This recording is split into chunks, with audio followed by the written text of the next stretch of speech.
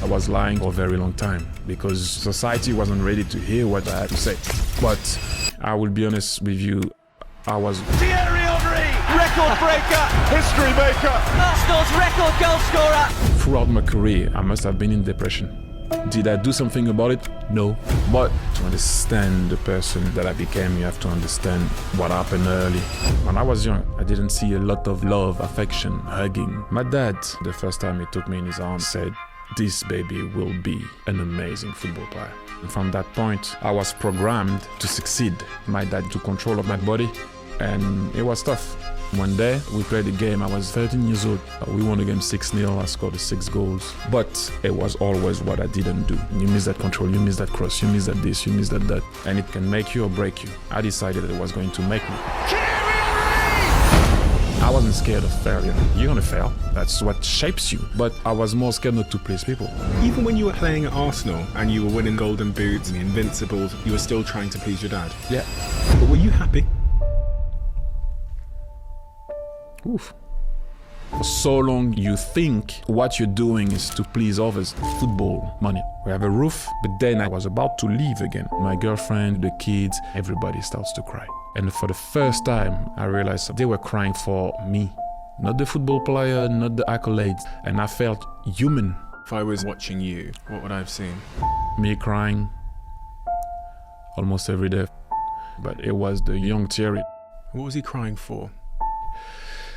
Poof. I tell you what, mate. Thierry Henry is not just the greatest player in the history of the Premier League, but also one of the most authentic, articulate and reflective human beings you can hope to find in what is an increasingly performative society. I listened to the entire 2-hour podcast episode he had with Steven Bartlett on the Diary of a CEO, which I've put a link for in the description down below for those interested, and was left dumbfounded by the end of it. I'm gonna detail all the things that stood out for me, so I can save you a lot time from having to tune in yourselves. First and foremost, mental abuse from his father, which, in some ways, has shaped his entire life. The day Thierry was born, his dad proclaimed to the family that his son is going to become a footballer. Ever since then, he was programmed to work towards that goal, and picked up the sport just to keep his old man happy. As it turns out, Antoine Henry was a tough cookie to please. Thierry revealed how after scoring all 6 goals in a 6-0 victory during his academy days, his father ripped into him on the car ride back home, claiming his passing, positioning and movement were absolute shit. As a child, this left him feeling devastated. When his mother saw his glum face, she asked how badly Henry's team had lost, only to find out he was the star man in a rout. And an example of that, which most of us missed, was evident throughout his Premier League career. Whenever he scored a goal, he would react with rage, whereas when he provided an assist, there would be a smile on his face. In fact,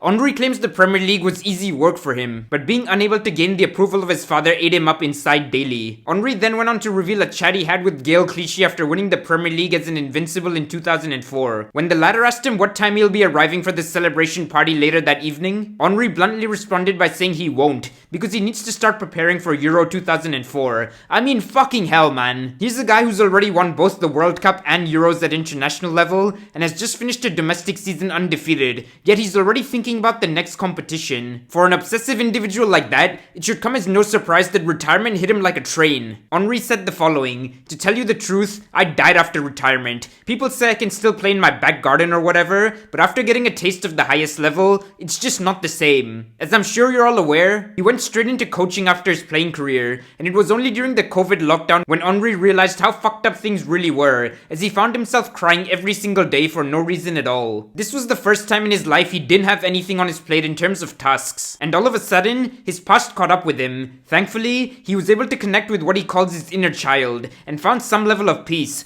although it continues to be a battle every day. One last thing I want to say, which probably relates to every single one of you, myself included, is that Henry brought up just how difficult it is to be a man. That's not to say women have it easy, but the way society expects all of us to keep our feelings to ourselves and get on with whatever it is that's in front of us weighs heavy. It's why a harrowing 75% of all suicides are male, and full credit to Henry for using his voice to air these views. If nothing else, I hope this serves as a reminder to you that no matter how rich, famous, or seemingly perfect someone's life may appear, we're all going through some sort of shit, just at varying degrees. So always remember you're not alone. Check out my video on Odegaard if you're new to my channel. Let me know what you think of Henry's revelations down below, and I'll catch you in the next one, folks. Peace.